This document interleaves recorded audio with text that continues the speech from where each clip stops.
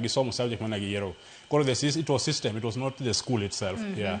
Matine ni migao mochung' ne weche go mag somo kachiel kod neke mane nitiere kod ng'ikruok kanyo kalo ni subjects nitiere ipuonjo gi lakini koro keto gi e portal kacha ema koro ne bedo mateka. Ilero kanyo makara ahinya kendo yiena mar mondo mi arwak mwalimu Lucas Ouma Oluoch mano japuonj maduong' mar Lavington Primary School bore Nairobi ka mar mondo mi oriwre kod wetwak gi thuolo ni yare mwalimu agino ni chiew maber.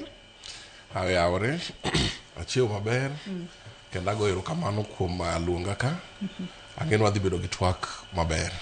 Wadhi bedo kod twak makare ahinya kalore ni chenro mano mar yiero skunde mago mag senior secondary ojo bed ni chakore ayanga. Mana kinyalo nyisowa ni thuolo ma ochiw mano mar yiero skunde mago mag senior secondary ma jopuonjre manitiere grade mar 9 bro bedo ka yiero mondo gi donje grade mar 10 mano ma higa manyien. Chenro makamane thuolo ma ochiwe no ngisa kanyo ni en kochakore chieng' tarik 24 nyaka tarik 11 mar dwe mar 9 mano ma higa ni bende thuolo moromo to ginang'o giri ma jopuonjre manitiere grade mar 9 winjo bed ni ng'eyo e kinde gi makoro yawne gi thuolo mondo giyiere skunde ma gigombo riwore godo. Erokamano. Kaka nya wacho ni grade 10 selection chakre tarik 24 nyaka tarik 11 ma September. Ang'eno thuolo moketno biro romo kaka wan jopuonj mondo waler namba 1 waler jonyuol waler nyithindo mondo giyier schools subject combination maber ma janyuol kantiere gik manotimore marach mokalo ageno this time round ok gibi betie kamano. Kiwacho ni this time round ok bibete matene ni kinde mokalo chena ngoma nitiere mugeno ni this time ok dibede mwalimu. Kiwinjo kaka nende wakili wacho ka nitiere nyithindo moko no yiero notimo subject selection to ne gibedo uploaded.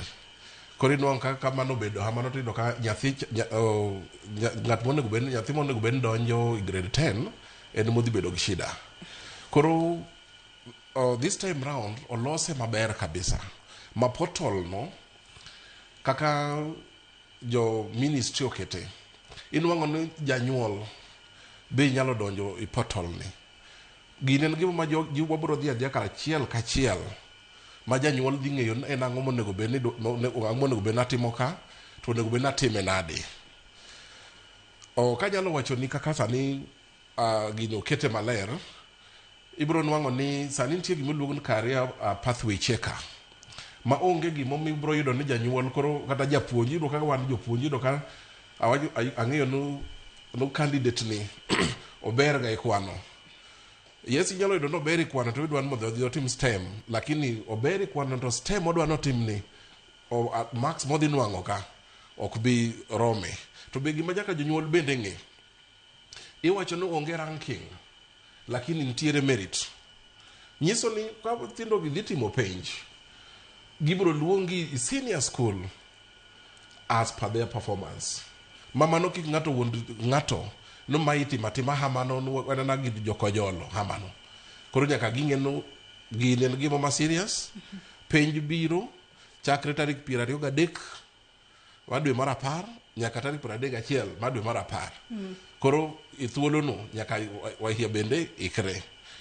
To imachielo ni endo apart from pathway checker mantiere ni wachibiro nwang'o kaka sani yudo ka goto wacho ni an adwaro school A kaka wakili otiyo ka let's say no St. Mary's Yala watig subject combination moro kaka agriculture biology kod chemistry.